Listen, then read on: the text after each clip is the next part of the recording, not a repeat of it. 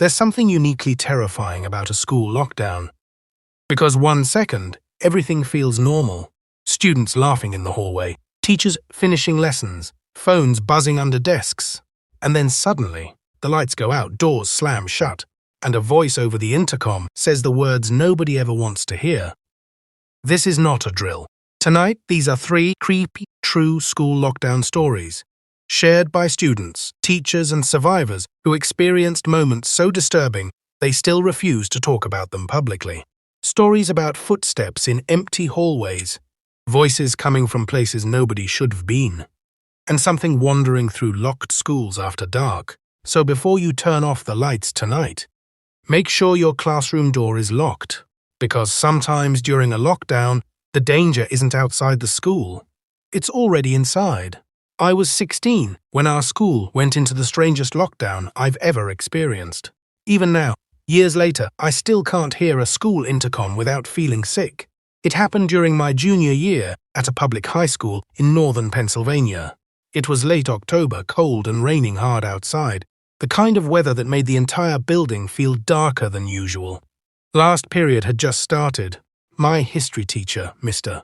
Holloway, was half asleep while talking about World War II documentaries, and nobody was paying attention. Most of us were watching the clock, waiting for the final bell. I sat near the back beside my friend Tyler while rain hammered against the classroom windows. Everything felt completely normal, until the intercom turned on. At first there was only static, then the principal's voice came through. But something sounded wrong immediately. He sounded terrified. Teachers, initiate lockdown procedures immediately. This is not a drill. The room went silent, Mr. Holloway froze mid-sentence. Then the intercom clicked off. For about 2 seconds, nobody moved. Then Mr. Holloway suddenly rushed to the door, so fast he knocked over a chair. Everybody down. Now. His voice cracked when he yelled it. That's when panic hit the room. Students scrambled under desks while Mr. Holloway killed the lights and locked the classroom door. The hallway outside instantly became pitch black, except for faint emergency lighting near the floor. Nobody spoke. You could hear people breathing. Someone near the front quietly started crying. I remember checking my phone and seeing messages flooding in from other students. What's happening? Is there a shooter? Police are here. But nobody actually knew anything. Minutes passed. Then we heard the footsteps, slow, heavy, directly outside room 214.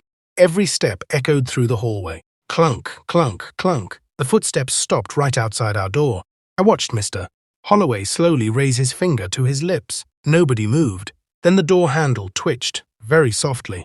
A tiny metallic click. Someone outside was testing the lock. A girl beside me buried her face into her knees. The handle moved again, this time harder. Rattle, rattle, rattle. Then silence.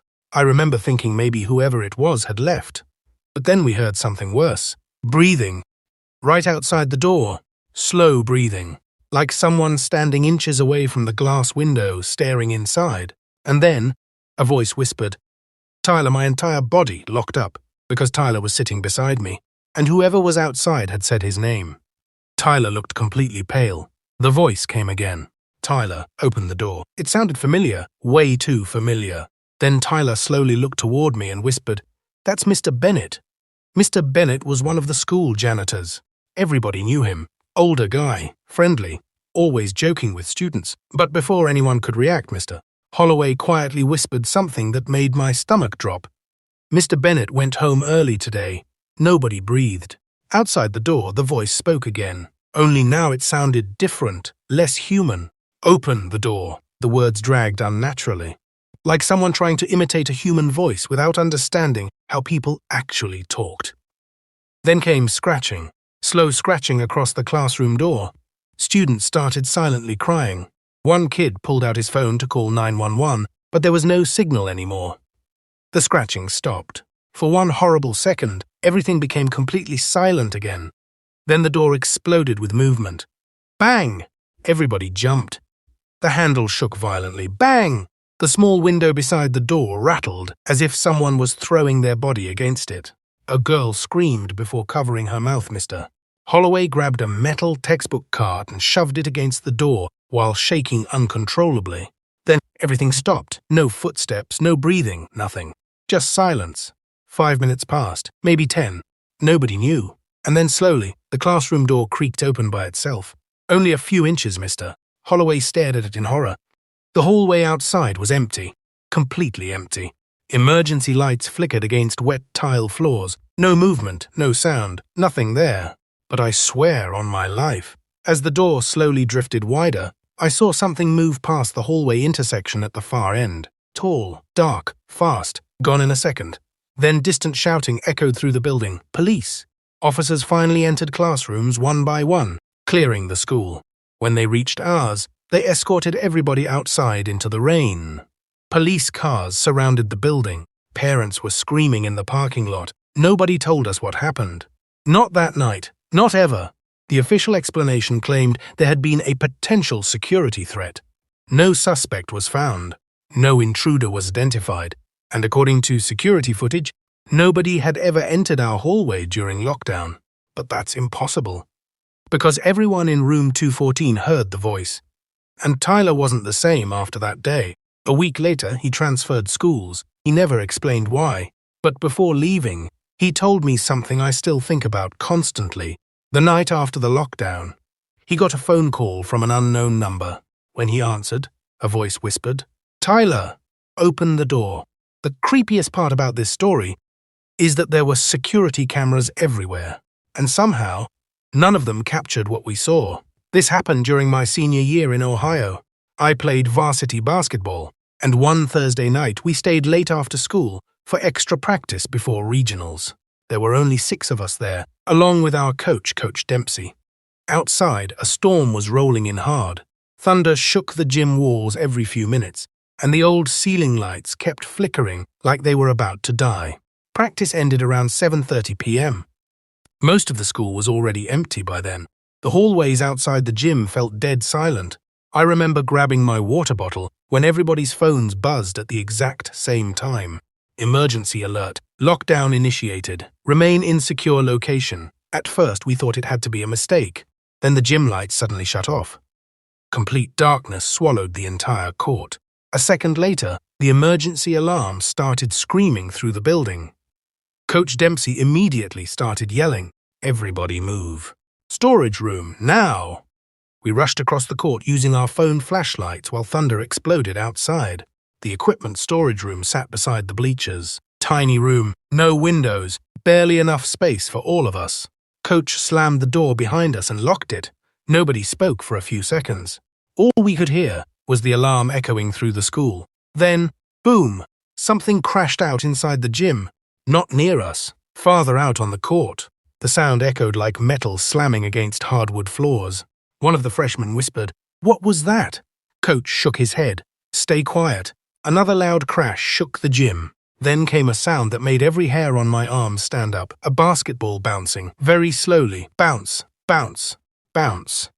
It echoed through the dark gym by itself. Nobody had left a basketball rolling out there. We all knew that. The bouncing continued. Slow, controlled, like someone dribbling across the court. Then it stopped completely. For about 10 seconds, there was silence, and then the metal bleachers groaned loudly, like somebody heavy was climbing them. Clang, clang, clang. The freshman beside me started shaking. Coach slowly moved toward the storage room door and peeked through the narrow crack. At first, he didn't say anything. Then his entire expression changed. I'll never forget that look, pure fear. I quietly moved closer and looked through the opening too. At center court, someone was standing there, tall, completely motionless. Just a dark silhouette beneath the faint emergency lights. But something about it looked wrong. Its arms seemed too long. Its posture bent strangely forward like its joints didn't work properly. And even from that distance, it looked like it was staring directly at our storage room. Lightning flashed through the gym windows. For half a second, the entire court lit up bright white, and the figure was suddenly closer. Nobody heard footsteps, nobody saw it move, but it had moved. One of the students gasped loudly. The figure tilted its head slowly sideways. Then the gym lights flickered again, and it disappeared. Gone. The court was empty.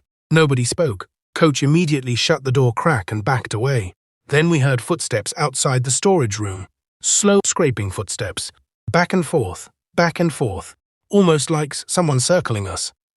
Coach grabbed a baseball bat from the equipment shelf. "I'm checking the hallway," he whispered. Everybody begged him not to go, but he unlocked the storage room door anyway and stepped outside. The second he left, the footsteps stopped. We waited. 30 seconds, 1 minute, 2 minutes, nothing. Then suddenly, a whistle blew somewhere inside the dark gym. Sharp, loud, Coach's whistle. One short blast, then another, but something sounded wrong about it. The timing felt uneven. Like someone was trying to copy the sound without understanding how whistles worked. One of the freshmen started crying. I pulled out my phone to text Coach. No signal, none. Then came the scream. Brief, cut off instantly. Right outside the storage room. Everybody froze. A sophomore beside me nearly passed out. We waited in complete silence after that. No whistles, no footsteps, nothing. Then after what felt like forever, we finally heard police entering the gym. Flashlights swept across the walls. Officers escorted us out one by one. The gym was empty, completely empty. But Coach Dempsey was eventually found unconscious near the boys' locker room exit. His nose was broken. His face looked pale grey. When police asked what happened, he refused to answer. Actually refused. The next week, he resigned from coaching entirely. And here's the part nobody can explain. Our school security cameras covered every entrance to the gym. Police reviewed all footage from that night. According to them, nobody ever entered, nobody ever left, and during the exact 30 minutes, we were trapped inside the storage room. Every camera facing the basketball court, corrupted simultaneously. Static, blank footage, nothing recorded. But one thing did appear briefly on a single hallway camera. Just one frame, one blurry image. A tall, dark figure standing outside the gym doors, its head tilted sideways, and its arms hanging almost to the floor. Dranolt. I used to think school lockdowns were only dangerous if somebody was trying to get inside. After what happened during detention my sophomore year, I realized something far worse. Sometimes the thing you should fear is already in the building. It happened on a Friday evening in November. I had detention for skipping class earlier that week, so while everybody else went home, I got stuck staying after school with about 6 other students. The detention room was on the first floor near the old science wing. Most of the school was already dark by then. You could hear heating vents rattling through empty hallways. Outside, the sun had almost disappeared completely. Our teacher, Mrs. Keener, sat silently grading papers while we worked. But something about her seemed off that night. She kept glancing toward the hallway window in the classroom door, almost nervously. Around 5:40 p.m., the lights suddenly flickered. Then the intercom activated. Static crackled overhead, and a voice said, "Immediate lockdown procedures are now in effect. Teachers secure classrooms immediately." Everybody looked up instantly. Mrs. Keener reacted way too fast. She jumped out of her chair, rushed to the door, locked it, and pulled the blackout curtain shut over the narrow hallway window. Then she turned off the lights. The room dropped into darkness except for faint orange sunset leaking through blinds. One student laughed nervously. Probably another drill. Mrs. Keener shook her head immediately. "No," she whispered, and the way she said it made my stomach tighten. We all pulled out our phones, no signal, not even one bar, which made no sense because the school always had good reception. Then we heard the first sound, a loud scrape directly above us, like a desk dragging across the floor upstairs. Everyone froze, because the second floor of that wing was closed for renovation. Nobody was supposed to be up there. Another scrape echoed overhead, then footsteps, running, fast footsteps moving across the ceiling above our classroom. One student quietly whispered, "What the hell?" Mrs. Keener looked genuinely terrified now. She slowly backed away from the ceiling while staring upward. Then, bang!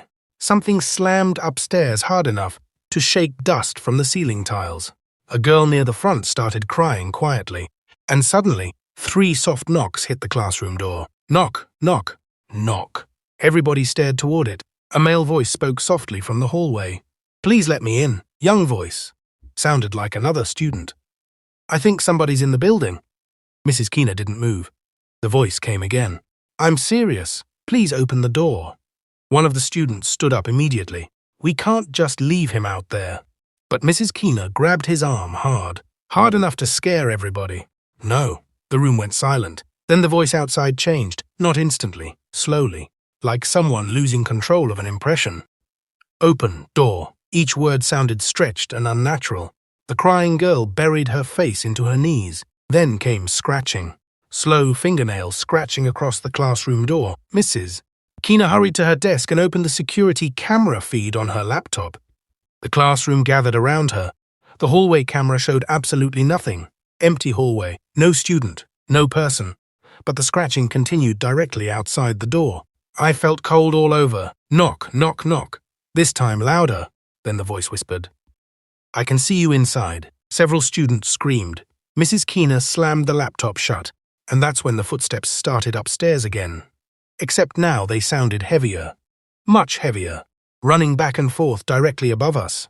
The ceiling lights rattled violently. Then everything stopped. Total silence. No movement upstairs. No scratching outside. Nothing. For maybe 5 minutes nobody even breathed. Then suddenly, the classroom door handle turned slowly, very slowly, like someone carefully testing it. The metal clicked softly. Back and forth, back and forth. Then the handle stopped moving, and a shadow appeared beneath the door. Not feet, not legs, just darkness, standing there motionless. One student began praying quietly. Then the shadow suddenly slid away, fast. The hallway outside went silent again. Nearly an hour later, police finally arrived and escorted us outside. The school parking lot was full of flashing lights. Officers searched the entire building room by room, but they found nobody. And according to police, the upstairs renovation floor had been completely empty. No workers, no intruders, nothing. But before we left the classroom, I noticed something near the back wall. Mud. Fresh, muddy footprints across the floor. Everyone saw them. Police included. The prints crossed the classroom from the door toward the rear wall. But the terrifying part was this. They never came back. The footprints stopped directly in front of the wall, as if whatever made them had walked straight into it. School lockdowns are already terrifying, but what makes these stories disturbing isn't just the fear. It's the fact that nobody could fully explain what really happened inside those buildings. The voices, the footsteps, the figures caught for only a second before disappearing again. Maybe stress and panic can make people imagine things. Or maybe some schools hold darker secrets than anyone realizes after the lights go out. So tonight before you fall asleep, think about this. If you were trapped inside a locked classroom and someone outside whispered your name, would you open the door? If you enjoyed tonight's video, make sure to like, subscribe, and turn on notifications for more true horror stories every week. And if you have your own terrifying lockdown experience, send it in, because your story might be featured in the next video. Until next time, stay safe, and never trust the voice outside the door.